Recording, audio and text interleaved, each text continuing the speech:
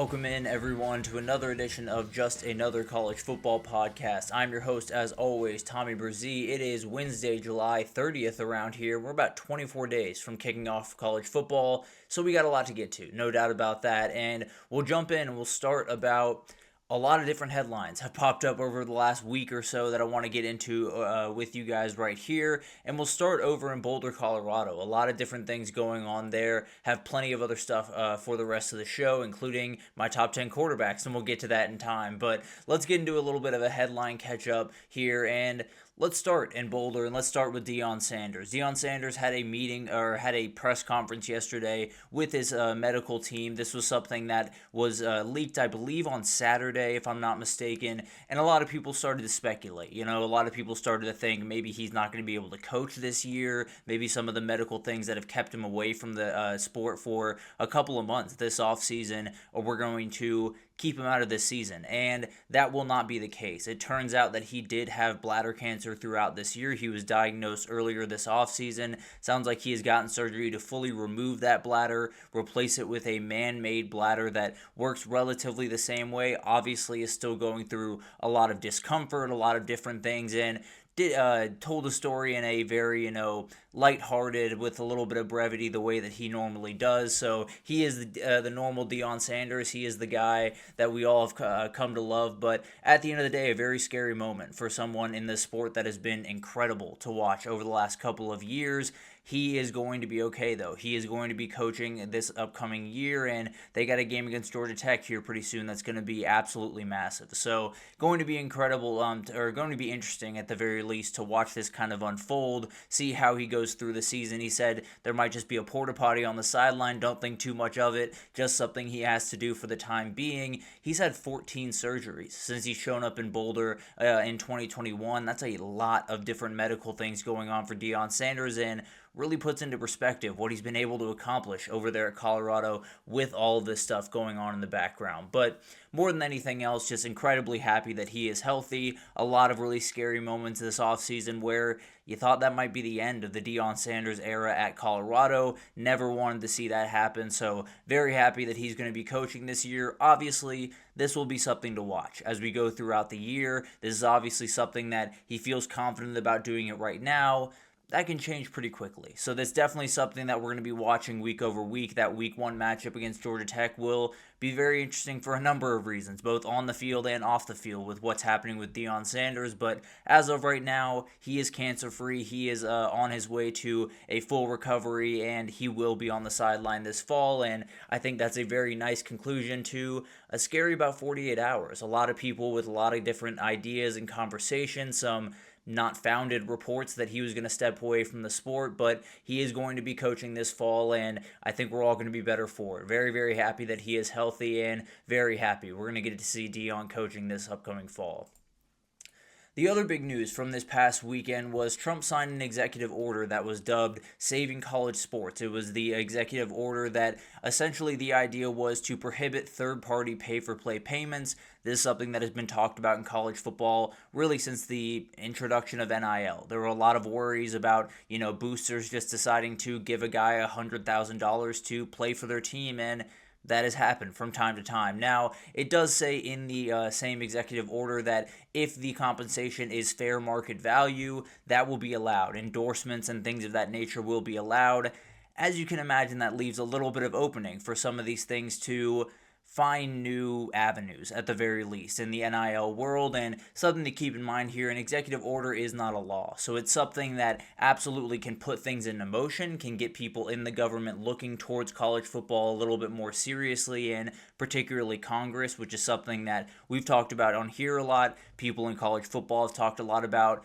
You're probably going to need to get that antitrust exemption, and at the very least, this is a message that the President of the United States wants to see that happen a little bit more expeditiously. So, as of right now, nothing has really changed. NIL Go is still handling all of the, different NIL dealings of college athletes and using kind of the same criteria that was in this executive order to dub whether something is allowed or not. The House settlement is still in place as it was before.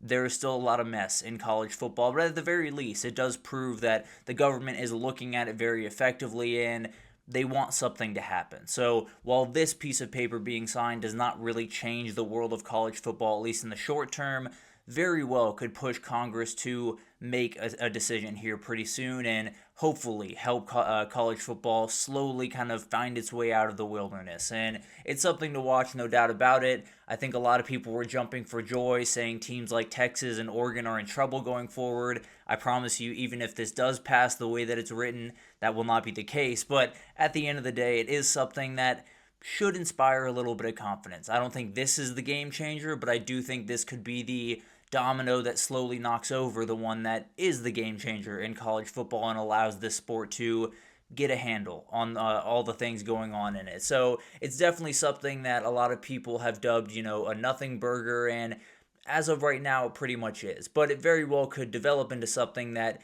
is not a nothing burger by any means. So it'll be really interesting to watch this kind of develop. Obviously, a lot of different things going on in the world of Congress right about now, so might still need to take some patience here, but at the very least does show the government in general is paying attention in no uncertain terms, and hopefully there's a little bit of a push to make things happen just a little bit quicker for us down here. Then we got to talk about this. DJ Lagway showed up to fall camp in a boot. This was something that it sounds like Florida knew about. Sounds like he is day-to-day and progressing relatively quickly. There's a problem here. There's no two ways about that. This kid has been at Florida for about 18 months at this point. He's had 4 different injuries. He had the shoulder injury that kept him out of a lot of practice last year. He had a sports hernia that was reported after the season, a hamstring later in the season, and now whatever this is, whether it's an ankle or a toe or a foot injury, whatever that is, he is dealing with something right about now. It sounds like he is going to be ready for the opening weekend against LIU. It sounds like he is going to be fine going into the season. The problem here is that he needs to practice, and it was something that I heard Brooks Austin talking about over on the Film Guy Network. This is an uber-talented quarterback. We'll actually talk about him later in the show when we get into our top 10 quarterbacks, but the kid needs to start. He needs to play more football. He needs to practice this offense a little bit more effectively. It is a very, very hard offense to succeed in, especially if you're not on the practice field consistently. So that's something that he's going to have to make sure that he's on the field for. He's going to miss time throughout fall camp, and the question is, how quickly can he get things up to speed? And frankly, I think it can be relatively quickly, especially with 2 games to kind of get the juices flowing with LIU and USF before you jump into a game against LSU. So he has a little bit of time. He will have a little bit of a runway to get some pseudo practices in while they're actually playing a game type of thing. But at the end of the day, this is an uber-talented kid that can do any number of things over the next year or 2 years at Florida. He's got to be able to practice. He has missed way too much practice from last year into spring camp this year into now fall camp. He's going to have to get on the field, and if he can't, they're going to have a little bit of a problem out there in Florida. It's not to say that he's someone that you can't rely on. I think once he gets on the field consistently, this is going to be one of the best quarterbacks in the entire country. If he can't practice, it's going to be much, much harder to get to that lofty level that he can absolutely get to. Is just another worry, another speed bump in the way for Florida. And frankly, if DJ Lagway is not on the field consistently this upcoming year, Florida and especially Billy Napier are in big-time trouble this upcoming offseason, and that guy might be finding his way out the door if Billy Napier finds his way. So that's going to be something to watch. There's no doubt about it. I like to think that it's a more precautionary and he will be fine by opening week, mainly because I really want to watch DJ Lagway play football this year. But at the end of the day, it continues to be a theme with him that just can't quite stay on the practice field, and he's a guy that very badly needs it right about now. So definitely will be something to watch. We'll give Harrison Bailey a little bit more time to get comfortable in the backup position, which could be all important this upcoming year. But at the end of the day, you want that guy on the field. If he's not, this is a very different football team. We also got some news last week about realignment, and frankly, I don't want to waste too much time on this. I've talked about it a little bit, but North Carolina sounds like they are looking toward the SEC in the future. They're looking along with a number of other teams in the ACC. I can promise you that. Whether you want to talk about UNC, Clemson, Florida State, Duke, Miami, Virginia, Georgia Tech, maybe even SMU, there are a lot of teams in the ACC that are going to go elsewhere. Let's just be totally honest. In 2030, a lot of those media deals come due, and a lot of the different exit fees that these teams will have to pay to get out of the ACC will drop pretty significantly, right around $75 million right then. That's when a lot of this stuff is going to happen. Now, we have a little bit of time here, so enjoy the next couple of years, enjoy the conferences as you have them, because I think we're going to get probably 20 plus team conferences in the SEC and the Big Ten when we come to 2030, and a lot of different teams, especially in the ACC, but maybe in the Big 12 as well, depending on what brands are being thrown around there. They're going to make the move. And UNC, I think, will probably lead the pack. I think Clemson and Florida State, as we've already talked about, had a little bit of a lawsuit with the ACC. They will not be far behind them. I can promise you that, even with the newly worked media deal that gives a little bit more to those level teams. I'm sure Duke will join UNC in that journey. Miami could be a very good fit for the Big Ten or the SEC. I think the Big Ten might be a little bit better of a fit, but this is all stuff that we can talk about down the road. Virginia and Georgia Tech, they fit just about anywhere. I'd love to see Georgia Tech back in the SEC. I think that'd be a really cool blast from the past, get that Auburn rivalry back up. But at the end of the day, this is something that is going to happen. I feel very confident in that. I think every team in the entire country understands that this is going to be the next iteration. In 2030, there is going to be a lot of movement among the power conferences and probably among the smaller conferences because of that. So enjoy the next little bit is what I'm going to say. It's chaotic outside. At the very least, conference realignment hasn't been as chaotic the last couple of years. It's going to get chaotic in a couple of years here, and I think UNC will probably be the first one to jump the shark there, and then we'll just see a ton of ACC teams and maybe a couple of Big 12 teams join that group as well, and the Big 10 and the SEC are going to become AFC, NFC type figures in college football. Now we got to talk about Tennessee. Boo Carter, the situation going on in Knoxville is really interesting. There were reports earlier this offseason that Boo Carter got into a little bit of an altercation, actually multiple different altercations with some teammates on the Tennessee team. It sounds like some team leaders confronted him about missing some team activities, and that developed into some different things that had went on. It doesn't sound like this is remotely a Nico situation. It doesn't sound like he's trying to get more money in NIL. It doesn't sound like there's any, negotiations going on here. Just sounds like there was a little bit of missing from Boo Carter. There was a lot of missing some meetings, and some team leaders took exception to that, and that's kind of developed over the last little bit. Sounds like it's happened a couple of different times here. He is going to stay with Tennessee. That is the big news here over all of this. He will be in Tennessee this upcoming year. He will be playing for the Vols. The question is, how bought in is he? How locked in is he on this season? He's an uber talented kid that could be the very best player on the defense for that team this upcoming year, especially with Jamal McCoy dealing with an injury going into fall camp. They need this kid really bad, and they need him to be fully locked in on the process. It'll be an interesting thing to watch. There's no doubt about that. Tennessee's had a number of these instances this last offseason, and it's going to be a little bit of a worry going into the year. But you will have that guy on the roster. How quickly will he get on the field? How much will he be on the field will depend on him over the next couple of weeks. I think he's an uber talented kid, and I think he will be a factor in this Tennessee season, but it's a very, very interesting time, and definitely not the time that Josh Heupel wants to be dealing with a lot of this roster stuff. He wants to get to work about football.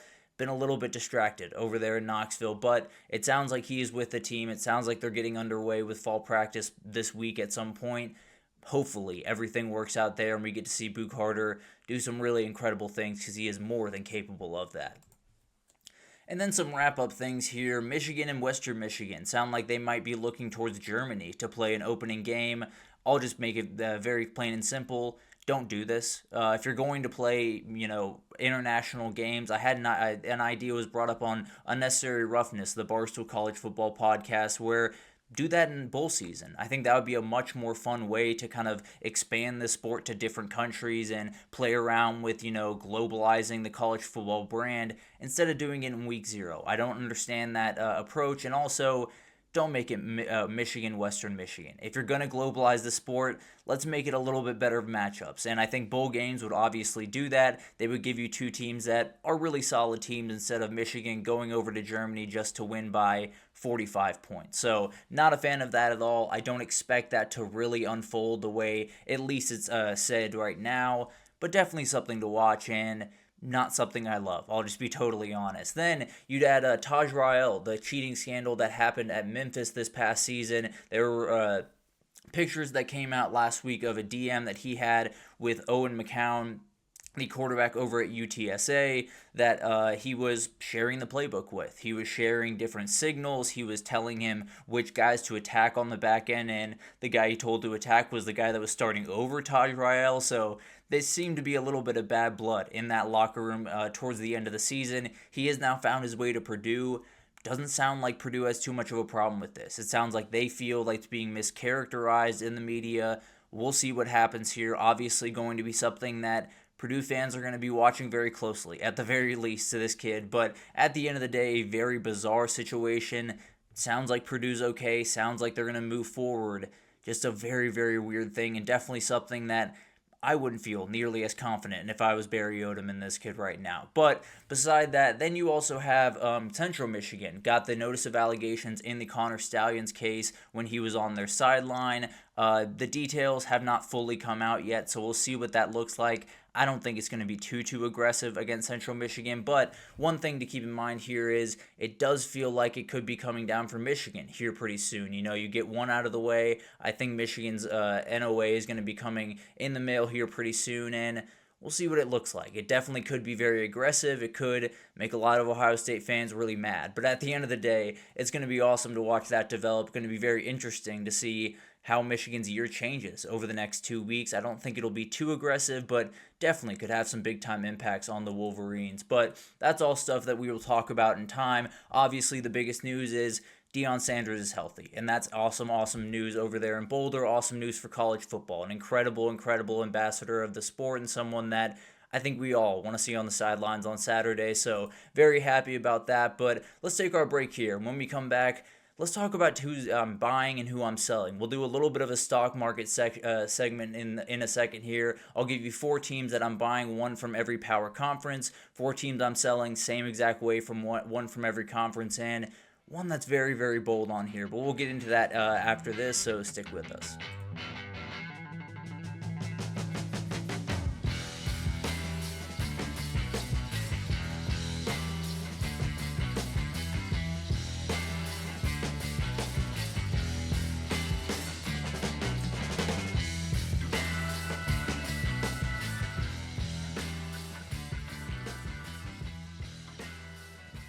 Alrighty, welcome back everyone. We just talked about all the headlines from this past weekend. Deion Sanders is healthy. He is officially cancer-free and will be on the sideline for the Buffs this upcoming season. We had Trump's executive order that doesn't do too much in the short term, but very well could in the long term, and we'll see what happens there. Obviously, we'll cover that as it unfolds, but let's get into a little bit of a stock market. Let's talk about the college football stock market as we head into the 2025 season. Who am I buying? Who am I selling? Who do I feel really good about? Who do I not feel so good about? And let's go ahead and jump into this. I think the biggest thing to keep in mind here is there's a whole lot of teams. There's a whole lot of teams that I'm buying very aggressively. There's a whole lot of teams that I'm selling. So this is not by any stretch of the imagination. This is not an exhaustive list, but there are a couple of teams that stand out. We're going to start with buy. We're going to start on the high side of things, and then we'll get a little bit more critical towards the end, but we'll start with the buy, and maybe the number one team on this list for me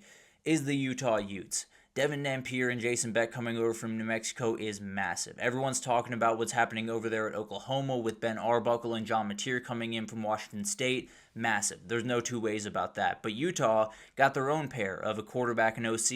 It's a really good group. Jason Beck is one of those guys that will be a Power 5 head coach here pretty soon. New Mexico had a really explosive offense. The difference between this offense and that offense is he's got some high-caliber offensive linemen in front of him. Spencer Fano's incredible on one side of the offensive line, probably the best offensive tackle in the entire country. Caleb Lumo on the other side is incredible, absolutely a guy that will be an NFL player. And then you add guys like Wayshawn Parker at running back from Washington State. You had Tobias Merriweather from Cal. Ryan Davis comes over from New Mexico, was Devin Dampier's favorite target over there at New Mexico last year. This is a very talented group. This is a more talented group from what they had last year.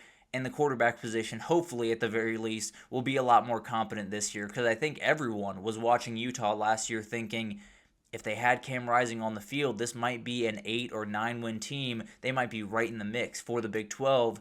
They ended up missing a bowl game because they just didn't have a quarterback to turn to. I think Isaac Wilson will be a much better backup option this upcoming year, but you don't necessarily need to want to break that glass at the very end of the day. You want Devin Dampier out there, and I think he is a special quarterback for them. I think a lot of people are going to get to know that name very quickly this upcoming year. Then on defense, you got Teo Johnson, Smith Snowden, Lander Barton. You got Logan Fano, an incredible linebacker, one of the better in the country.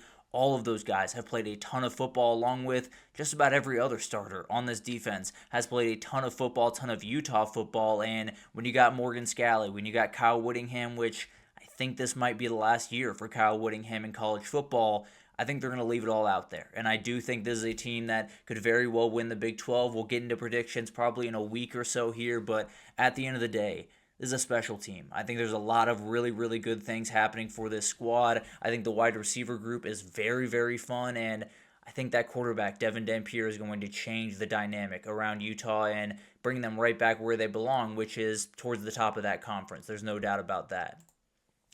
Another former Pac-12 team, just in a different conference, is the Washington Huskies. Another quarterback I just love another team that I just love the quarterback of.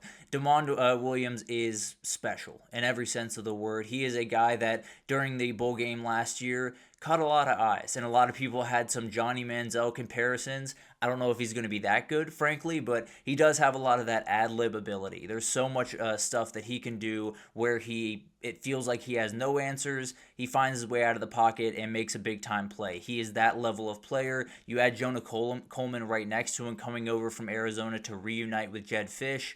It's a special group in that backfield, no doubt about it. And then on the outside, Denzel Boston, one of the most under-talked about wide receivers in the entire country. Omari Evans, a guy that never quite made his stride over there at Penn State, but is an explosive player downfield, absolutely can add a dynamic to that offense. And Jedd Fisch, he's going to be calling plays. He's a very good play caller, especially when he has the quarterback that he feels confident in.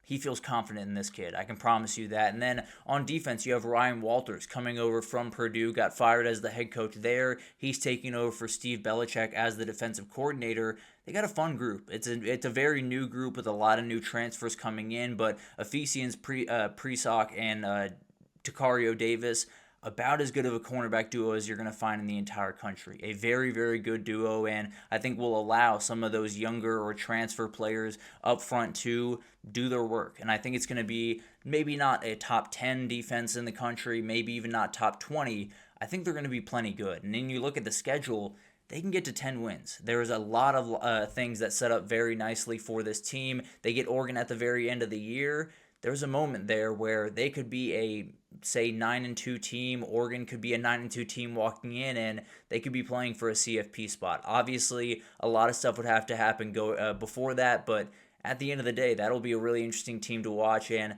I think DeMond Williams is going to be a household name very quickly this year. I'll be the guy that jumps on this bandwagon along with everyone else. It seems like everyone is picking Georgia Tech out of the ACC to be the team to watch, and I'll do it as well. I think this team is really, really fun. Cannot love what Brent Key is building about 10 minutes up the road from me any more than I do right now. Haynes King, Jamal Haynes in the backfield, as good as you're going to find in the country. Malik Rutherford, you bring in Eric Rivers, who is a very good player. Obviously, losing Eric Singleton is a massive loss. I think Eric Rivers can very much fill that void. Very talented kid, 1,000-yard receiver from FIU last year. And then one of the most experienced and best offensive lines you'll find in the entire country. Some really, really talented kids, some guys that absolutely will make All-American teams, and I think this is a group that will be really talented, especially on the offensive side of the ball. Then you go over to defense, and it's being taken over by Blake Gideon, the former Texas safeties coach and former Texas safety, is taking over there. Kyle Efford, Clayton Powell-Lee, Amari Harvey, and a number of other guys are coming over in the portal. It should be an improved group. Now, a lot of that is still up in the air about how they go about business, but I do like the talent. I do like the guys that are coming back, especially Kyle Efford. I think he's one of the best linebackers in the country, and I think this is a group that can do enough to give this offense enough reps, to give this offense enough opening, and frankly, if you watch this offense, they will grind clock. They will give their defense plenty of time to rest in between their different possessions, and I think it's going to bode really well for the Yellow Jackets. They obviously get Clemson, they get Georgia.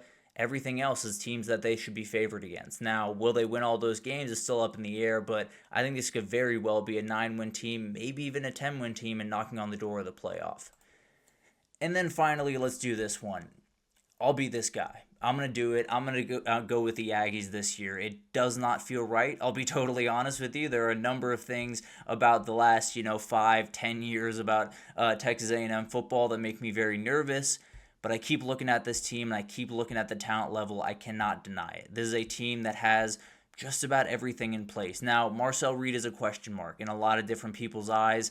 I think he's ready to make a huge jump. The elite athleticism is obvious. There's no two questions about that. I think the question is, can he make the elite level throws that he's going to need to make? He's going to have the guys around him to make it a little bit easier at the very least. You have Le'Veon Moss at running back, one of the best running backs in the country, maybe the best running back in the country, behind Jeremiah Love at the very least. And then you did lose some wide receivers in the portal, but Casey Concepcion, one of the best wide receivers in the country. Everyone needs to be talking about this guy because he was at NC State, did not get the love or the attention that he deserved. He is absolutely going to be a big part of this offense and maybe one of the best wide receivers in the entire SEC. You also add Mario Craver from Mississippi State, another very speedy guy that can make something out of nothing. I think it's going to really benefit Marcel Reed. And then you got the quarterback run game. And you have an offensive line that's probably the best in the entire country. Alabama and them are right around the same for me, but elite group up front.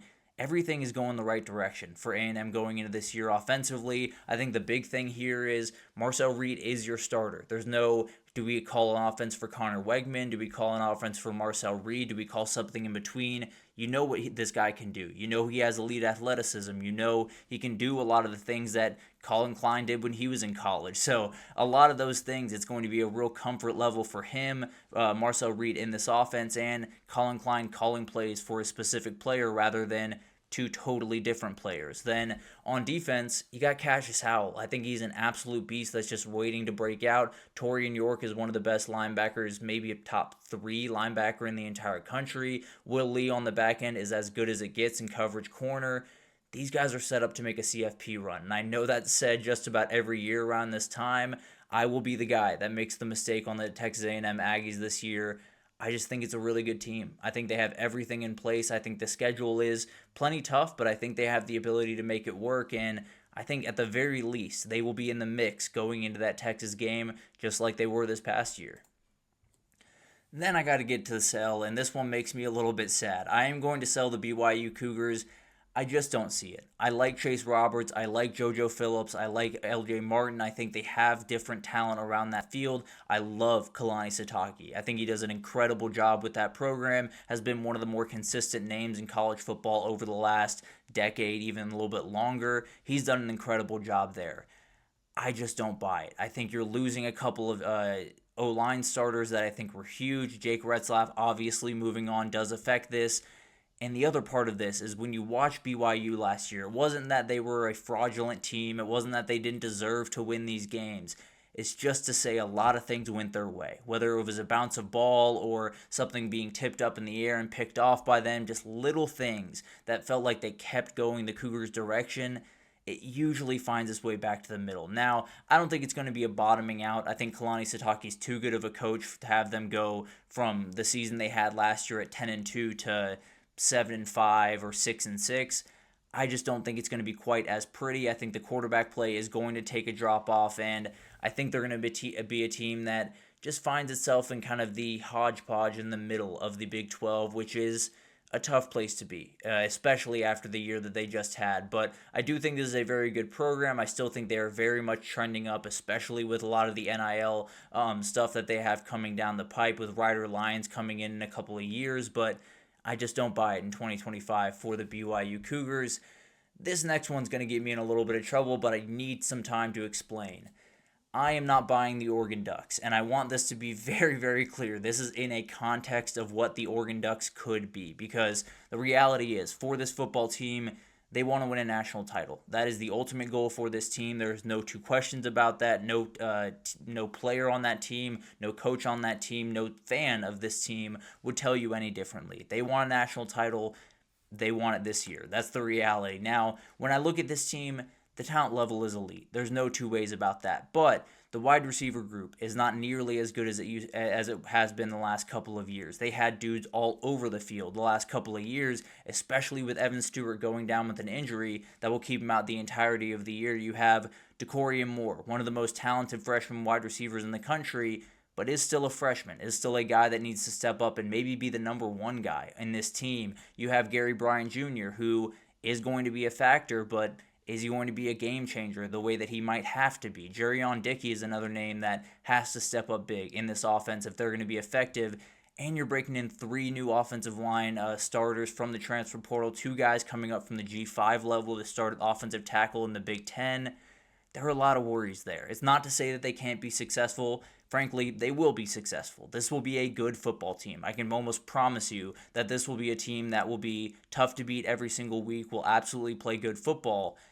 I just think there's enough margin for error here where they could lose some of these games that people might be circling right now as a W without question. And then on the defensive side of the ball, the entire back end is essentially new bodies. And they did this last year with Jabbar Muhammad and Kobe Savage and all those guys coming in.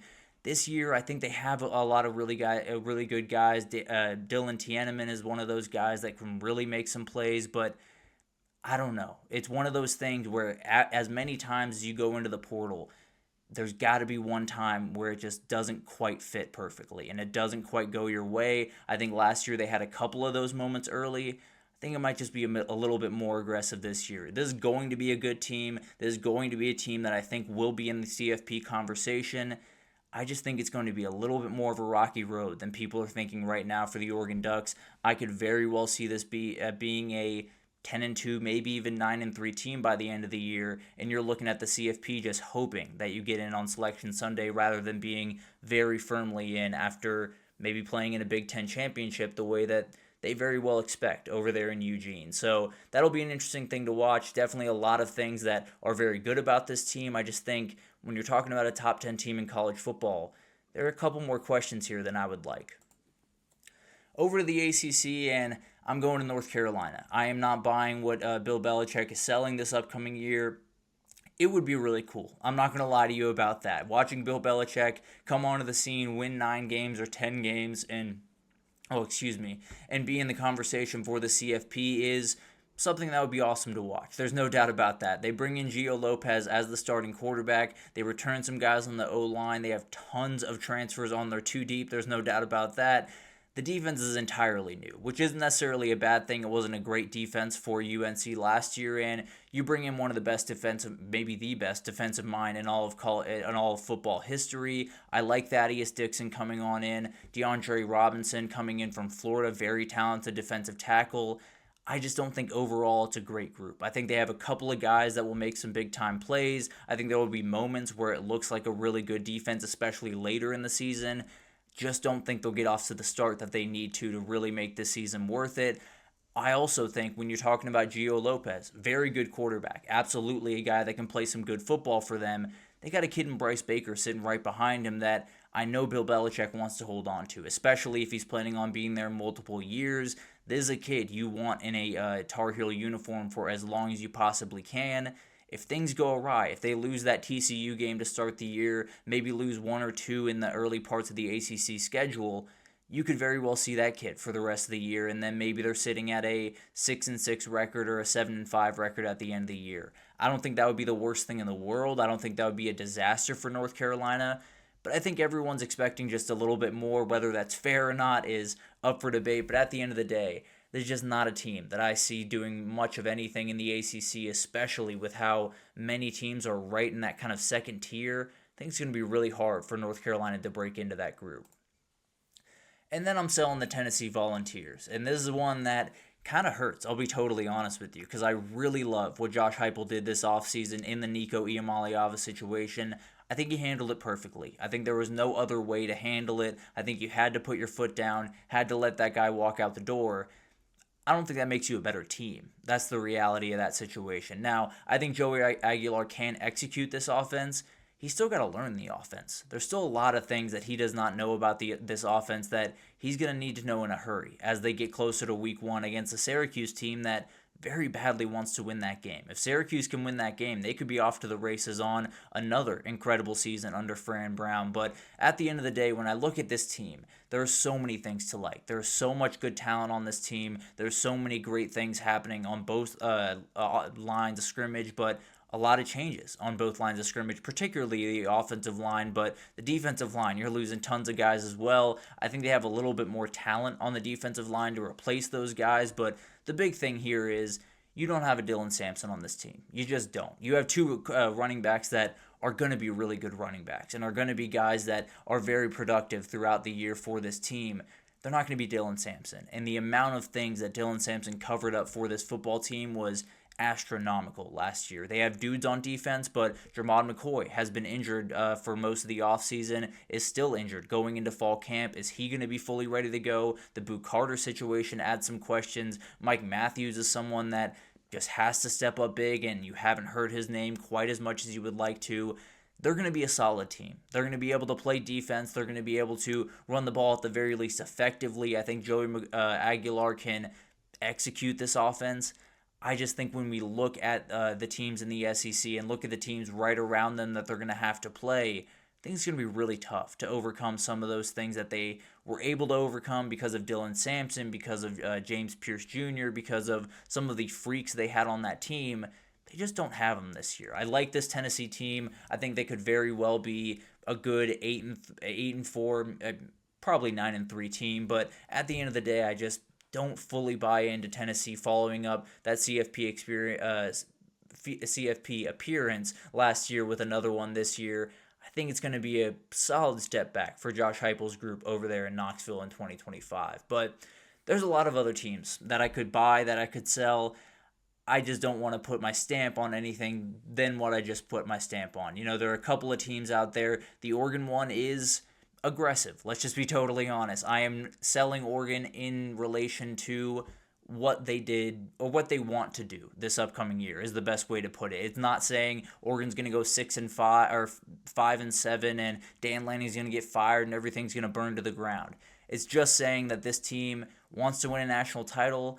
I think they're missing a lot of the pieces to really get over that hump. But they could very well prove me wrong. Dan Lanning could make me look like an idiot, and then I would come on here and be more than happy to apologize. But at the end of the day, those are the teams I'm buying. Those are the teams I'm selling. Let's take our last break here. When we come back, let's just talk about my top 10 quarterbacks. As we head into this year, just about everyone has gotten their top 10 out, and I had a couple of tweaks to my post-spring top 10 quarterbacks, so wanted to break that down right after this, so stick with us.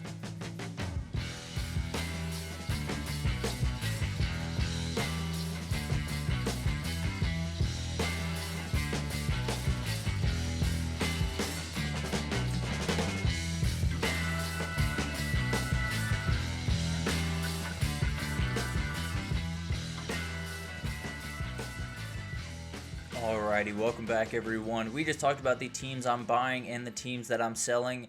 I had a couple of hot takes in there from time to time, but definitely go check that out if you haven't already. But let's jump into the top 10 quarterbacks heading into the 2025 season. This is a tough group to put together, especially when you get to about 8 through 13, 8 through 15. It's a lot of quarterbacks that are right around the same realm, at least in my eyes. So it was a tough list to put together, no doubt about that. But let's go ahead and jump into this thing, and let's start off with just a couple of honorable mentions, a couple of guys that just missed this list, and we'll start with Austin Simmons. Austin Simmons is a kid over at Ole Miss. If you don't know the name, you'll know it pretty quickly. He came in the Georgia game, did an incredible job in one drive against that defense. The kid is special. In terms of an athletic ability, he is a elite baseball player, an elite pitcher, absolutely a guy that could be drafted in both drafts here pretty soon, but he's very talented. I think from a talent level, he is right on par with some of the other guys we're talking about as some of the best quarterbacks in the country going into this year. I think he's going to do some really incredible things.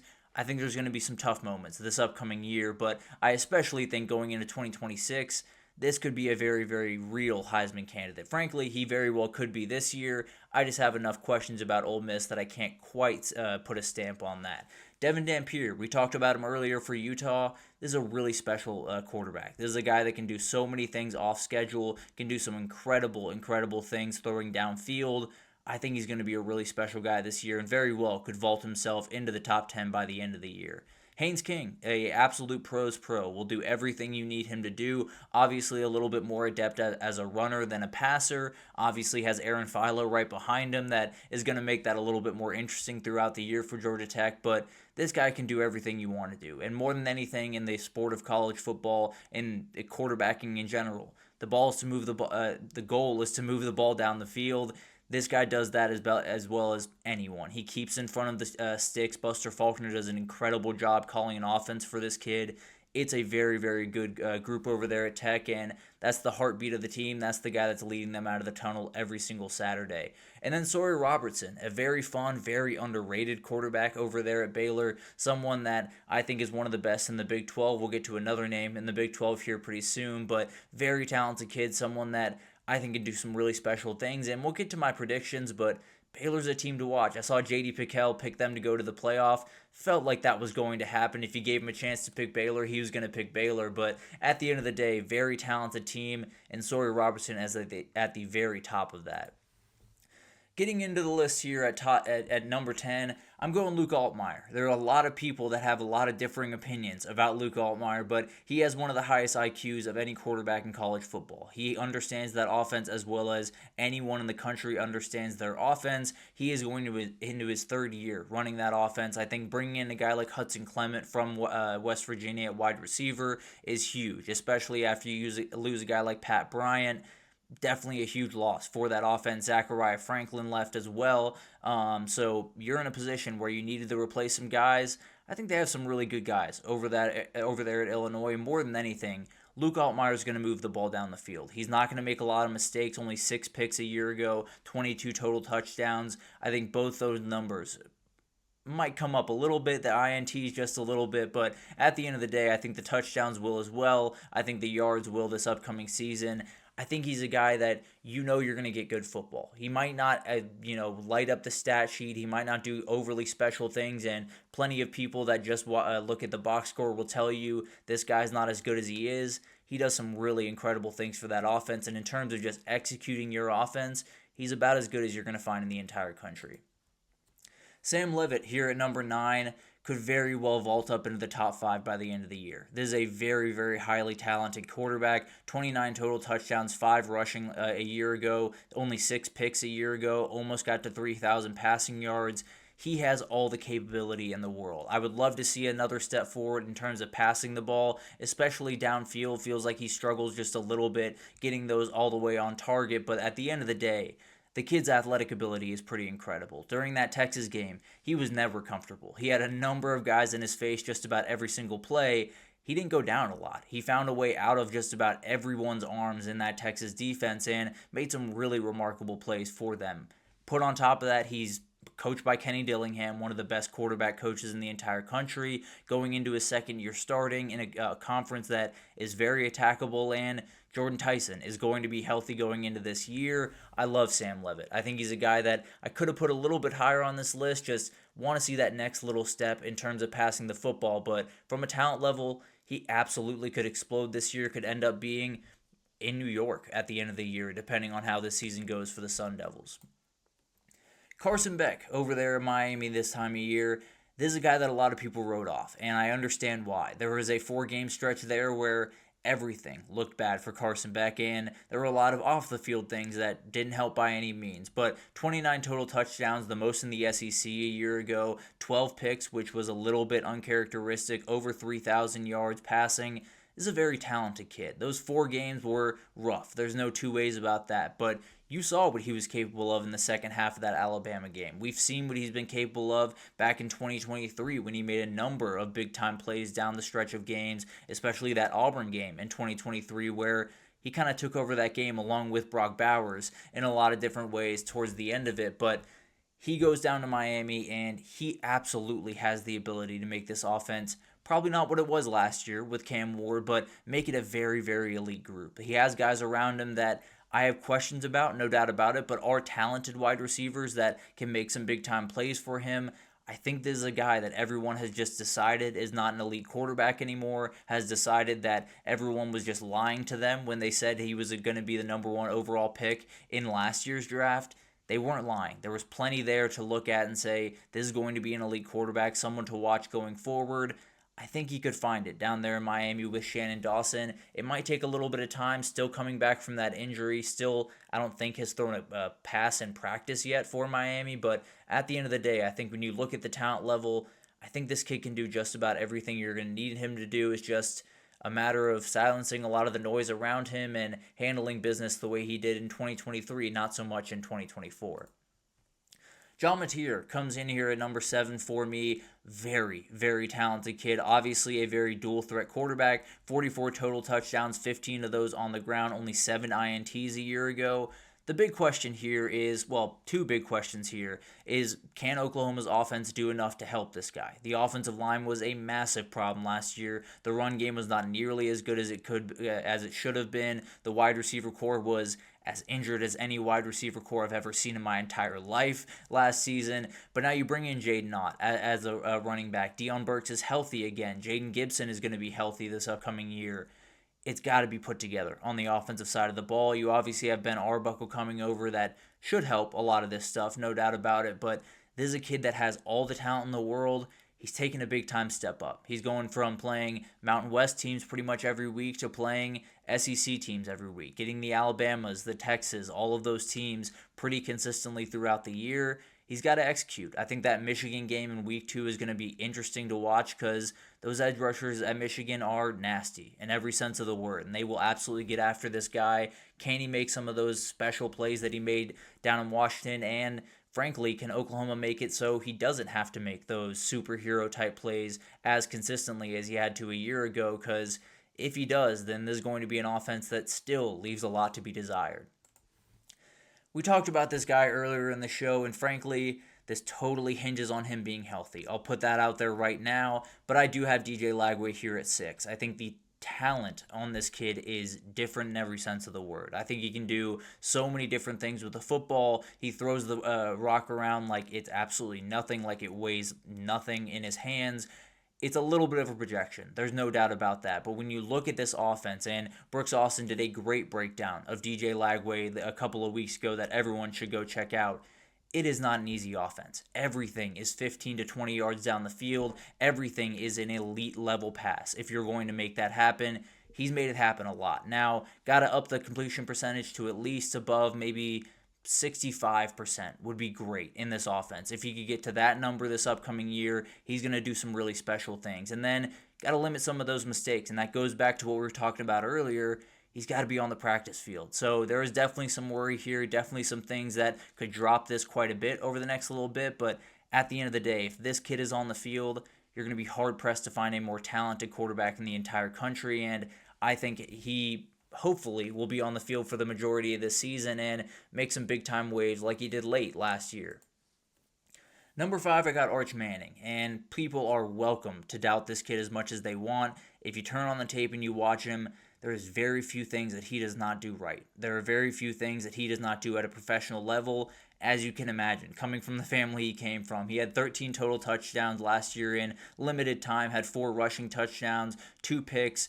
Obviously, the game that everyone likes to talk about is the Mississippi State game. That was the game where he played incredible football, was all over the place, made some big-time throws. He had 2 games where he played A-plus football, was all over the place, made headlines basically the entire week leading up to the next game, and then there was C-plus football against ULM. So there are plenty of reasons to be worried about this guy, but I think you'll find a lot of the detractors from Arch Manning, a lot of the people that say he's not going to be as good as as people are going to say he's going to be, or as the Manning name would have you think.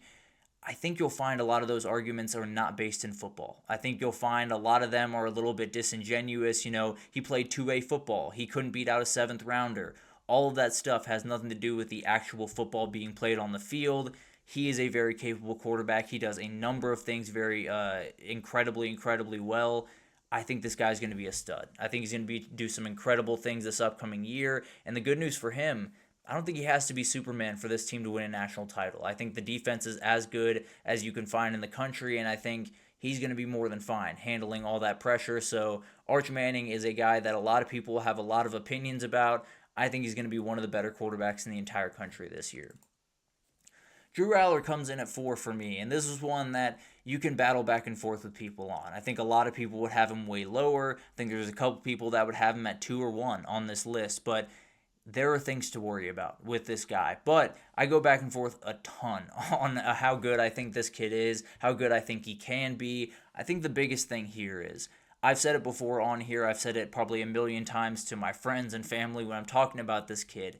He does not have to play better 95% of the time. 95% of the time, he plays good enough for Penn State to get to the playoff, to win some of those big-time games, and to win a national title.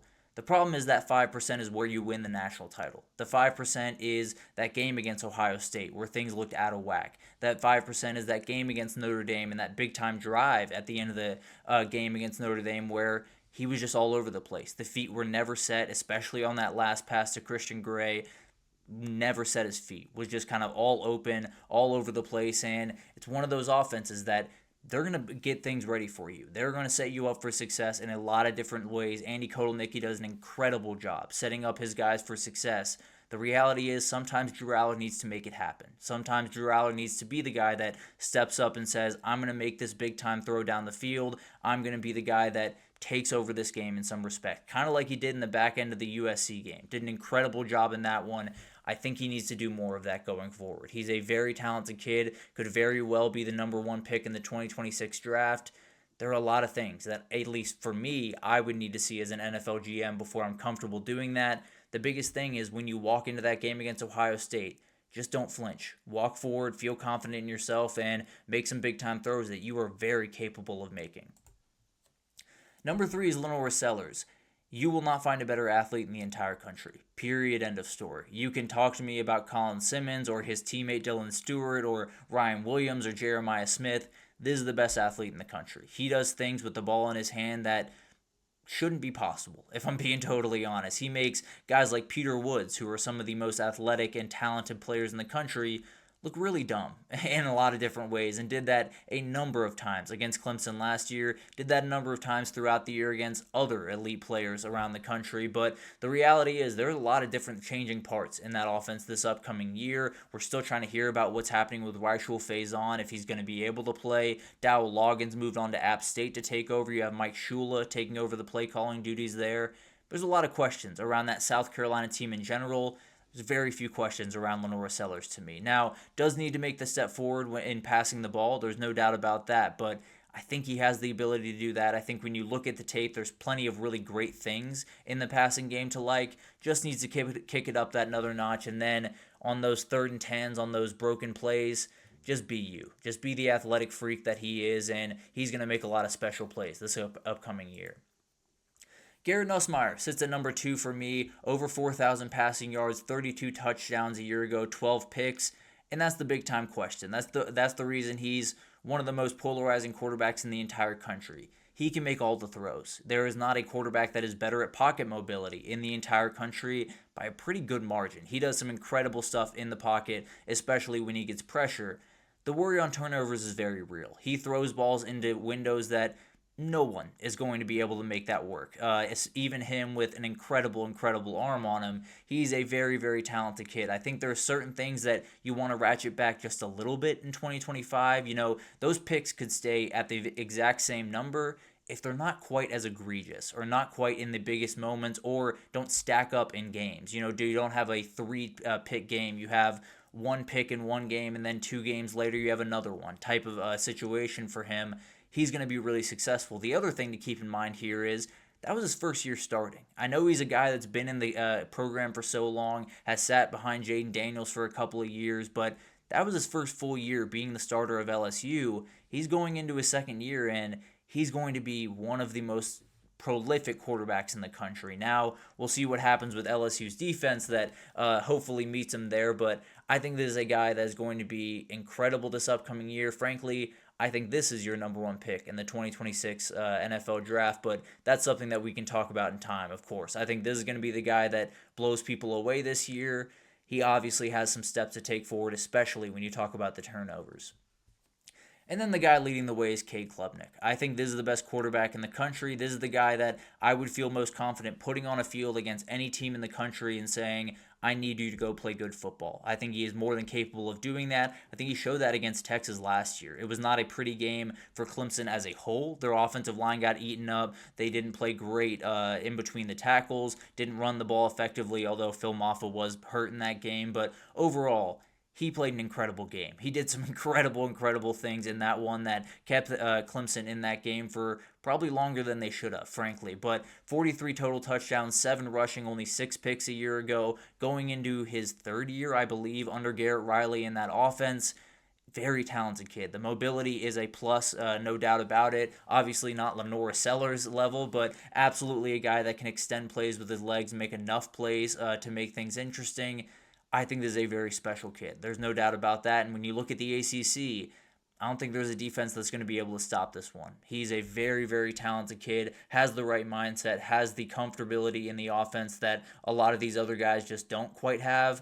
I think this is your best quarterback in the country. I think this is a guy that I would feel the most confident in going into the season, and a big reason that I'm considering Clemson possibly being my national title pick. But obviously, we will get into that in time. Predictions coming here pretty soon. Probably in the next week or so, we'll start to get into some predictions because I don't feel confident in them. I'll be totally honest with you. I keep trying to get into it, keep trying to figure out who's going to win the SEC, the Big Ten, the ACC, the Big 12. I don't have an answer for any of them as of right now. So we'll get to that in time. I promise you that. There are a lot of different things going on in the world of college football. Fall camp is kicking off around the country at a number of places right now, actually, probably as we're speaking. So we will talk about that, obviously. I believe we'll be back on Monday. We'll get into a Monday and Friday kind of schedule going forward. But we will be back on Monday. We'll talk a little bit about fall camp. We'll get into some different big-time impact players to watch. And then we'll get into a little bit of talk as we get closer to the season.